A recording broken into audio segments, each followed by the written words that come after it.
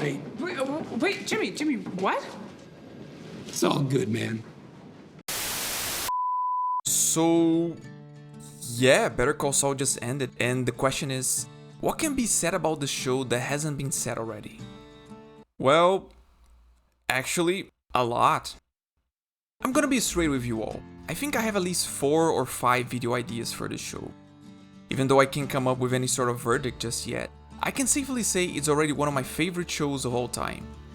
And in the middle of thinking which one of these ideas I would bring to the table first, I don't know why, but I got stuck into trying to find a unifying theme for the show. You know the weird feeling that you have when you just know there's something there under the surface but you're struggling to make sense of it? That's the feeling I've always had with Better Call Saul. I've always believed that there's a single linking thread between all these characters. You look at people like Mike, Nacho, and Gus, and you see themes of revenge, regret, and the struggles of a criminal life. You look at Jimmy, Kim, Chuck, Howard, and you see themes of corruption, greed, and envy. These are compelling but obviously different plots. Even though they cross over at times, everything from the stakes to how they develop are like night and day. And the show is better because of it. However, as I said, I kept going back to this nagging feeling in my gut that no matter how much these separate stories differ, there's a bigger hidden theme that connects all of them. I could easily say it's the main philosophy of the show, but I don't want to sound arrogant, so I'll just present my arguments and leave that judgment to you. In any case, the seasons went by, and as much as I tried, I could never find it. That is, until this scene. From Season 6, Episode 12, Waterworks. We have a conversation between Jesse and Kim, which is, just lovely, the type of brilliant fan service we never knew we wanted. He takes a cigarette, babbles on about his pal Emilio finding Saul through a commercial, and then asks a key question. This guy, any good? And she replies, When I knew him, he was. This moment was so poignant, but also surprisingly deep, because when you stop to think about it, as taciturn as that was, Kim did give a thumbs up to him about Saul, without realizing she's the one who put Jesse Pinkman in his path, and consequently, Walter White.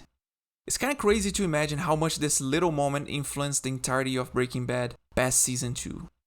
And it was right there, when I had this realization, that it also hit me. Holy crap. This show is about the butterfly effect. Now, I know, this sounds confusing, so let's try to unpack this, shall we? The butterfly effect is part of the chaos theory. It preaches that a small change in a system or a pattern can result in larger changes down the line, with its most famous example being that a butterfly flapping its wings in one place can cause a tornado on the other side of the world. Hence, butterfly effect. And when you start to scrutinize every single one of the subplots in Better Call Saul, it's shocking to notice how they're all influenced by this principle. Have you realized, for example, how much Jimmy and Chuck molded each other's arc? If Chuck had at least given Jimmy a chance, allowed him to take a stab at the Sandpiper case, he might have turned a new leaf and straightened up for good. For all we know, his decision is what caused Jimmy to go back to his slipping Jimmy ways, made the mess that he did afterwards, and in result, created Saul Goodman down the line. On the other side, in the hospital scene back in Season 1, Jimmy had a chance to commit his brother and let him receive the help he actually, truly needed. And yet he didn't, continuing to enable him, and the result was, well, we all know. Things would have, without a doubt, been different. Wanna see another example? Let's do one now with Howard and Kim. I think Howard is easily the most honest character in the series, however, he's not a saint, and for me what was his worst moment in the show was not when he cut Jimmy from the Sandpiper case. After all, we all know who was the puppet master on that situation. But when Kim, already being punished for the whole Davis and Maine commercial shebang, tries to get back on his good graces and nails Mesa Verde as a client. However, Howard is unfazed, and even after this huge get for the firm, he still keeps her in doc review. If he had taken her action for what it was, and acted in good faith trying to make amends, and allowed Kim to come back, she might have stuck with HHM. And consequently, not allied herself that closely with Jimmy, eventually enabling his bad practices and resulting in, well, a lot of shit. Which brings me to the other side, because in the final season, Kim could have chosen to leave Howard be, she was living the life she wanted, defending the small guy and being fulfilled by that. She and Jimmy were in a good relationship, and even him, when considering the possibility of screwing Howard to get the Sandpiper case closed, was aware of the tragic consequences. And yet, she was the one who did the final push to execute the plan, which resulted in him losing his license and being on the wrong place at the wrong time. When you take a step back and look at the whole thing, there's a sad sequence of events that could have been avoided.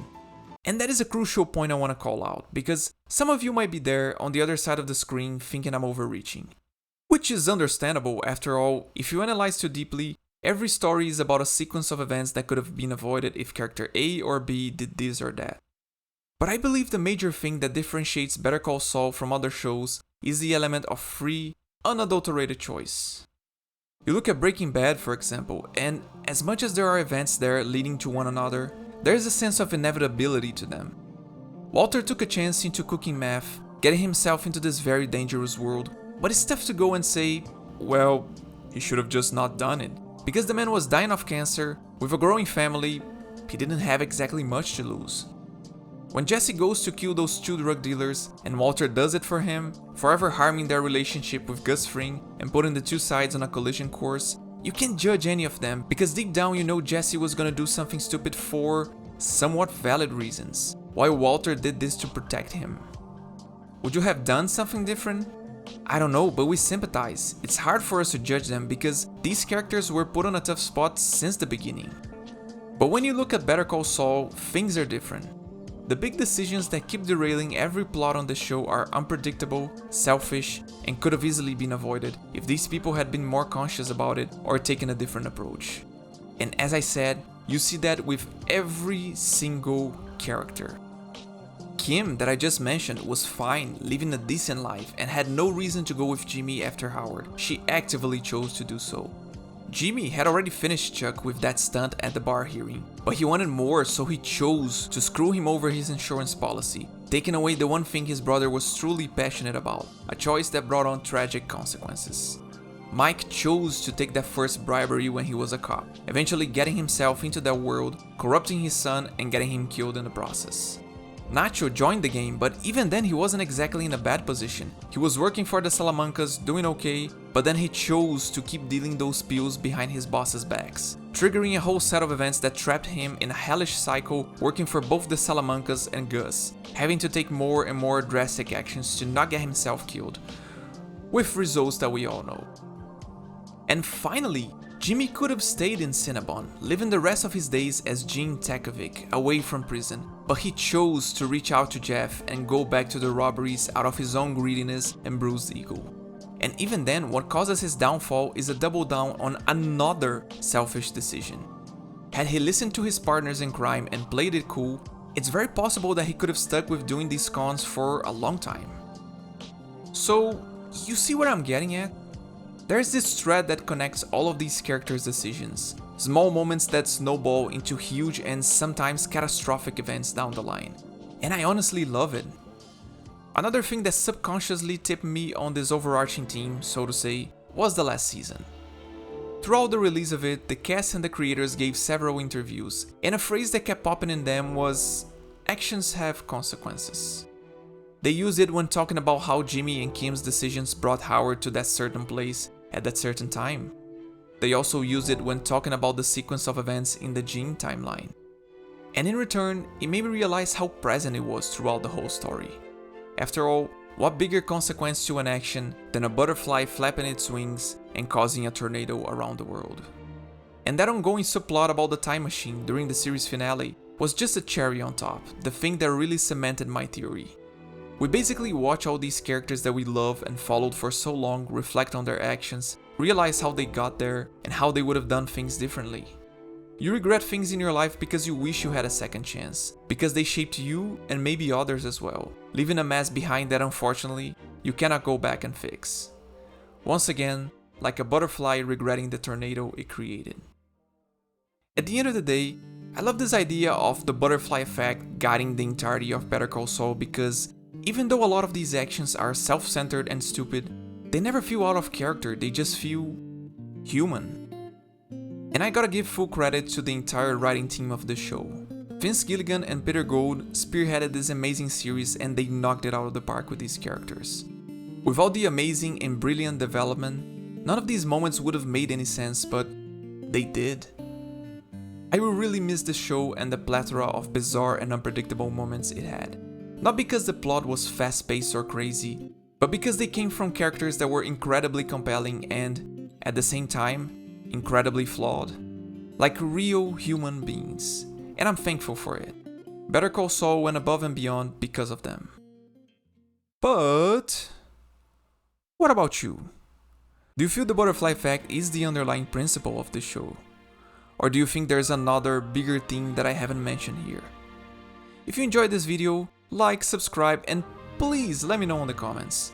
Unlike many stuff I've talked on this channel before, Better Call Saul is a show that I do have more I want to talk about. So if you like this and want to see more of it, once again, please let me know. As always, this has been The Pretentious Writer, and as always, see you next time.